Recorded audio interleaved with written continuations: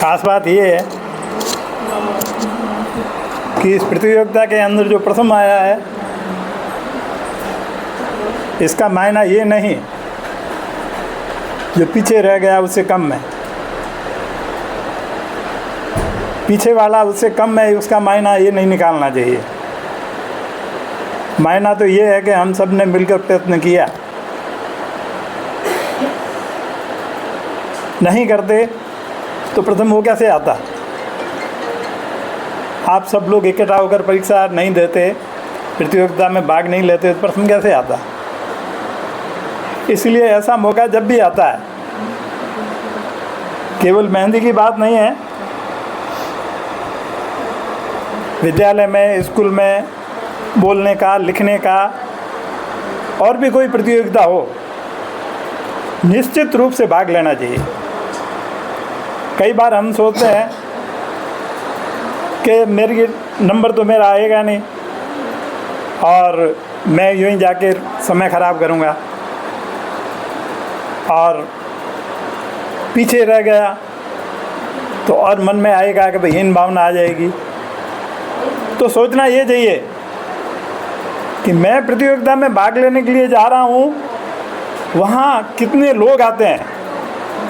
अगर 20 लोग आए हैं तो 20 लोगों से मिलने का मौका मिला आपको, उन 20 लोगों में मूल्यांकन हुआ आपका कि 15वां नंबर है, 16 नंबर है या दूसरा नंबर है, पहला नंबर है। तो इस प्रकार के अवसर आते हैं जीवन में, उन अवसरों को चूकना नहीं चाहिए। कोई भी प्रतियोगिता हो, सामाजिक हो, क्योंकि आजकल तो समाजों में भी होती है मेहंदी प्रतियोगिता, साधारण बात हो गई है। मैं तो यहाँ तक कहता हूँ कि सामाजिक आयोजन होते हैं, उसमें कुर्सी दौड़ होती है, उसमें भी भाग लेना चाहिए। उसमें कोई दिमाग लगाने की ज़रूरत नहीं, बैठना ही होता है, दौड़ते दौड़ते बैठना, बस उसमें भी भाग लेना चाहिए। अपना प्रयत्न ये रह गया कि मैं मेरा जो जानता हूँ, मैं कर सकता हूँ, वो श्रेष्ठ करूँगा। फिर भले ही आप सलाद काटने का काम हो, कोई ख़ास बात नहीं है। सलाद टेढ़ा कटेगा, अच्छा कटेगा, गोल कटेगा, लंबा कटेगा, फ़ायदा उतना ही करेगा, खाने वाला खाएगा।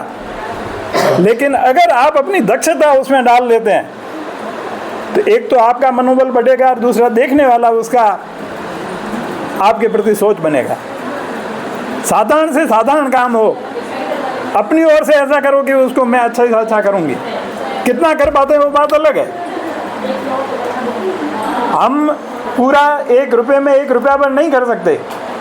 अगर 50% भी करते हैं तो दोबारा वो काम हमारा 55% होगा। तीसरी बार करेंगे तो वही काम हमारा 60% होगा। छोटे से छोटे काम को, छोटे से छोटी प्रतियोगिता को, छोटे से छोटे अवसर को अपनी पूरी एक्सट्रीम की ताकत लगा कर करना चाहिए। बाकी तो सारी बातें आ गई है। मैम ने कहा कि स्वास्थ्य ठीक रहना चाहिए, ब्रह्म मुहूर्त में उठना चाहिए, सारी अच्छी बातें हैं। और प्राणायाम की जहाँ तक बात है तो ये तो आप बच्चियाँ हैं या बड़ी उम्र की महिला हैं, किसी भी समय श्वास को रोकना और छोड़ना, इसमें कोई ज़्यादा गहरा सांस ले लो और फिर छोड़ दो, थोड़ी देर छोड़ के रखो। ऐसा करते करते आप सारे ट्रेंड हो जाएंगे, कपालभाति भी कर लेंगे, भस्त्रिका भी कर लेंगे, सब कर लेंगे, क्योंकि आपके मन में ये बात बैठ जाएगी कि मैं कर सकती हूँ।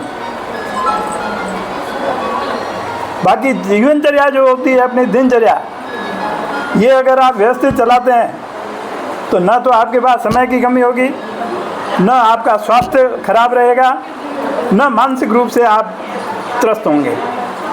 बस इतना ही निवेदन है कि मन में इस बात को नहीं लाना चाहिए कि मेरा प्रतिशत कितना रहा, मेरा नंबर कौन सा रहा, ये नहीं होना चाहिए।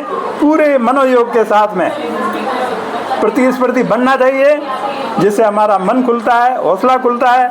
और हमने 1, 2 और 3 प्रतियोगिताएं दे दी किसी भी विषय में, तो आप देखोगे कि चौथी में आप अपने आप को रोक ही नहीं पाओगे। और निश्चित रूप से 5-7 प्रतियोगिताएं देने के बाद आपका ही नंबर आने वाला है। अपने मनोबल को ऊंचा बना के रखें। और एक बात विशेष बहनों को और महिलाओं को आवाज़ हमेशा सौम्य और मीठी होनी चाहिए। बस किसी को मना भी करना है नहीं तो इतने शानदार तरीके से करो कि वो खुश हो जाए कि ना दियो पर जोरदार दियो। धन्यवाद।